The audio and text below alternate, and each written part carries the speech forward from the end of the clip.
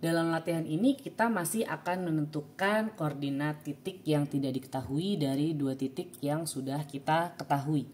Namun uniknya di sini seluruh pengukuran yang dilakukan di lapangan adalah pengukuran jarak. Kita tidak punya pengukuran sudut sama sekali, ya. Berarti kita akan menggunakan rumus yang sedikit berbeda dari yang kita biasa gunakan. Oke? Nah, jadi seperti biasa kita buat sketsanya terlebih dahulu ya. Jadi di sini segitiganya tidak dispesify dia itu sama sisi atau sama kaki. Jadi kemungkinan dia segitiga sembarang. Dan P-nya juga tetap puncaknya, AB-nya itu alas, tapi puncaknya di selatan gitu ya. Jadi dia tidak di atas. Jadi kita gambar koordinatnya dulu, plus 21 minus 22 berarti perkiraan di sini ya. Ini adalah koordinat A. B-nya minus 26, jadi agak jauh sedikit mungkin gitu ya. Minus 12, jadi dia di sini. B. Oke ya. Kira-kira AB-nya seperti itu, berarti nanti P-nya somewhere here lah ya gitu. Ya, kita masih nggak tahu dia itu segitiganya bentuknya kayak gimana ya. Jadi, nah, kira-kira begitu ya. Lagi-lagi yang kita perlu tahu quote and quote rasanya gitu ya, itu adalah, oh ini P ya, adalah sudut bacaan ke AP-nya, alfa AP-nya itu dia, atau jangan AP dulu ya, kan AB yang kita ketahui ya. Jadi AB-nya ini mungkin bahkan melewati 270 mungkin ya, ini kalau dari sketsa saya. Nah kalau untuk BA-nya itu adalah lebih sedikit dari 90 derajat gitu ya kira-kira. Oke. Nah, kita perlu tahu sudut dalamnya nih ya. Terutama sudut dalam yang ini dan itu ya. Kalau yang ini kita nggak terlalu perlu ya, karena ini yang kita butuhkan untuk menghitung si alfa AP ya. Dan kita juga membutuhkan ini untuk menghitung alfa BP gitu kan. Dimana alfa AP di sini adalah alfa AB dikurangi beta di A. Dan alfa BP adalah alfa BA ditambah beta di B. Oke. Jadi beta-betanya ini yang perlu harus kita resolve dulu ya. Kita udah tahu DAP ya. Kita juga sudah tahu DBP dan kita bisa hitung DAB. Oke.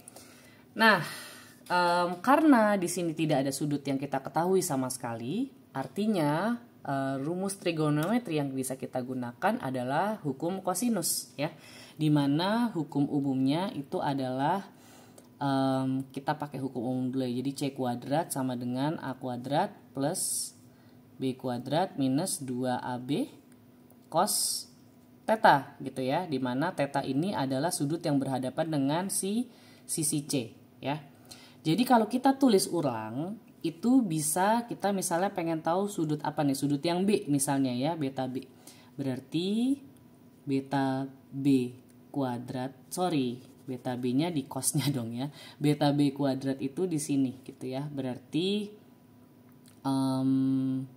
atau kita ubah dulu ya, karena kita pengen cari cosnya. Kita ubah dulu persamaannya. Berarti kan kita bisa pindahkan aja gitu ya. Dia itu 2AB cos theta itu adalah A kuadrat plus B kuadrat minus C kuadrat gitu kan ya. Dan cos theta sendiri berarti tinggal yang atas tadi dibagi 2AB ya. Dan theta berarti adalah A cos dari yang atas tadi gitu ya. Saya nggak usah tulis ulang. Berarti kalau kita ingin menghitung beta di B gitu ya, itu adalah arcus cosinus dari ya A kuadrat B kuadrat, berarti sisi kanan sisi kiri ya, DBP kuadrat plus DBA kuadrat minus yang sudut sisi depannya DAP kuadrat ya. Ini per 2AB2 DBP dikali DBA gitu ya. That's it. Dan untuk beta di A berarti adalah A cos dari sisi kanan kirinya DAB kuadrat plus DAP kuadrat gitu kan ya. DBA, DAP same thing.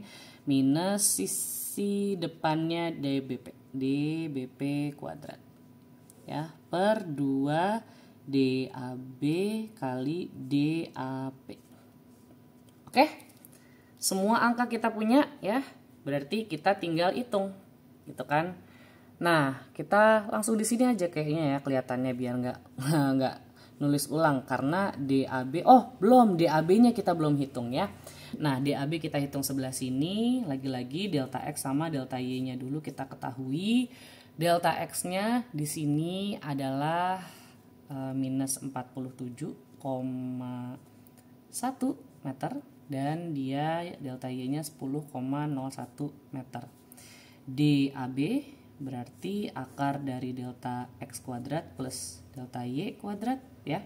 Dia nanti jaraknya itu adalah 48,152 meter kira-kira ya.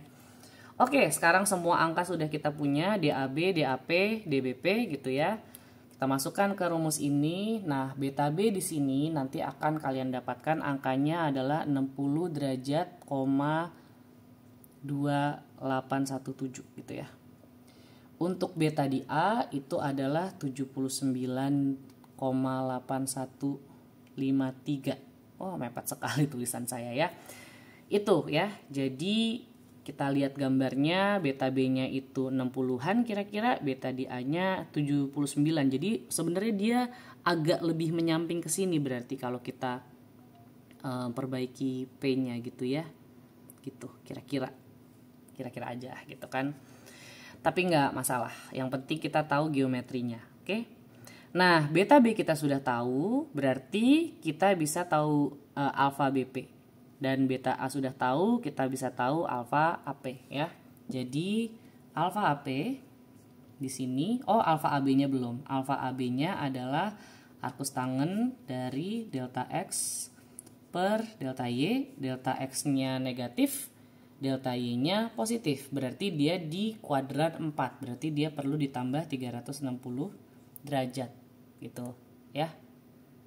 Is it? Ya, betul. Jadi nanti angka pertamanya adalah 78,0016 derajat tambah 360 derajat akan mendapatkan angka 281,9984 derajat. Oke? Nah, sekarang tinggal kita operasikan. Berarti alfa AP-nya adalah alfa AB dikurangi beta di A gitu kan, 281 dikurangin 79 berarti dia itu sekitar 202,183 derajat ya. Nah, alfa dari BP itu adalah alfa BA. Kalau alfa AB-nya itu begitu berarti dia dikurangin 180 derajatnya aja. Berarti alfa AB dikurangin 180 derajat ditambah beta B gitu ya. Nanti berarti tadi 281 kurang 180 sekitar 100 ditambah delta B 60 berarti dia 162,2801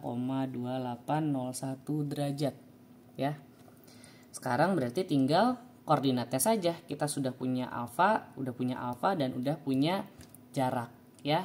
Nanti dia saya taruh sini aja ya, X P dia adalah XA plus DAP sinus alfa AP. Nanti Anda akan mendapatkan 3,558 kira-kira.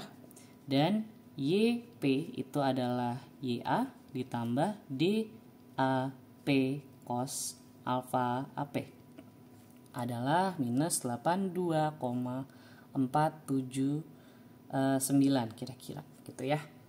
Nah, kita bisa cek apakah benar kira-kira ya. Jadi tadi A-nya itu 21, B-nya itu 26 ya, minus 26 sorry, X-nya minus 3 ya, berarti agak di sini ya, kurang lebih tepat nih tebakan kedua ya, minus 3-an. Dan YA-nya itu adalah minus 22 gitu kan, ini minus 12, nah ini minus 82 jauh, berarti kurang lebih ini koordinatnya sudah benar. Nah di soal ini juga nanti kalau didekati dari titik B itu akan sama. Oke, selamat belajar.